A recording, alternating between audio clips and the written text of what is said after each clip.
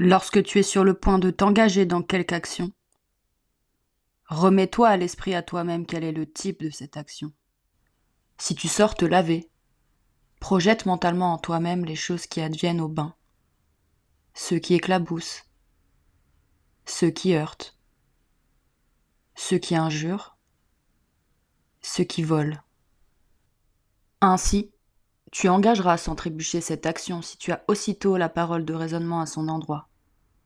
Je veux me laver, mais tout en ayant garde de maintenir mon emparement mental initial des choses, en phase avec la production naturelle des choses. Et de la même façon pour chaque action.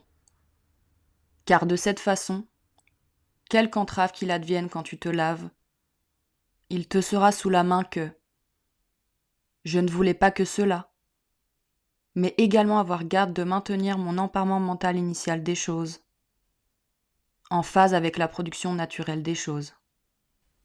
Mais je n'aurai pas garde de le maintenir ainsi si je suis irrité face aux choses qui adviennent.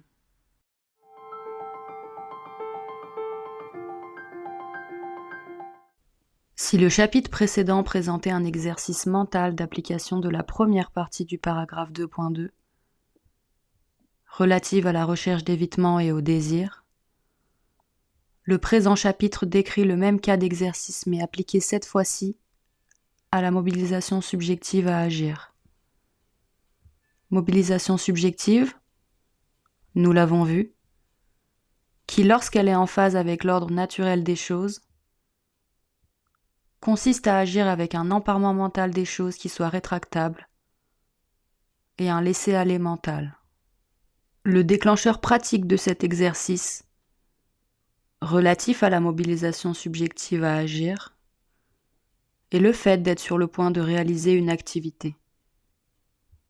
Comme dans l'exercice précédent, dont la présente section n'est, in fine, qu'une variante d'application non pas au désir mais à l'action, il s'agit d'anticiper l'ordre factuel et naturel des choses extérieures, telles qu'elles fonctionnent intrinsèquement. Épictète nous dit « Remets-toi à l'esprit, projette-toi mentalement les choses qui adviennent. » Cela, à nouveau, afin que ces choses nous paraissent subjectivement comme étant du type de celles qui ne reposent pas sur nous, et comme n'étant dès lors pas des maux dont nous devrions souffrir, lorsqu'elles ne sont pas conformes à nos attentes spontanées à leur endroit. Le cas ici évoqué est celui du bain public, appartenant à la catégorie des événements en général ne reposant pas sur nous. Il s'agit donc de se mettre au clair sur ce qu'il s'y passera nécessairement. Les éclaboussures, les bousculades, les injures, les vols. De se rappeler qu'il ne s'agit pas là de mots car tout cela est pleinement conforme à l'ordre de la production naturelle des choses, auquel il nous faut nous phaser, et ainsi être dans un rapport subjectivement flexible les concernant. Cette absence de reprise cognitive de ces incidents comme étant des mots, ayant le pouvoir de nous faire souffrir, par-delà le désagrément matériel bien réel qu'ils peuvent présenter, est rendu possible par le métapouvoir fondamental dont nous sommes tous dotés, notre liberté inaliénable de choix d'emparement mental initial des choses, c'est-à-dire notre capacité de reprendre mentalement les événements qui ne reposent pas sur nous, en phase avec la production naturelle des choses telles qu'elles sont intrinsèquement, à savoir comme n'étant ni des biens ni des maux, et donc n'ayant absolument pas la possibilité de déterminer notre bien-être ou notre mal-être, en fonction de leur configuration, toujours changeante, du moment.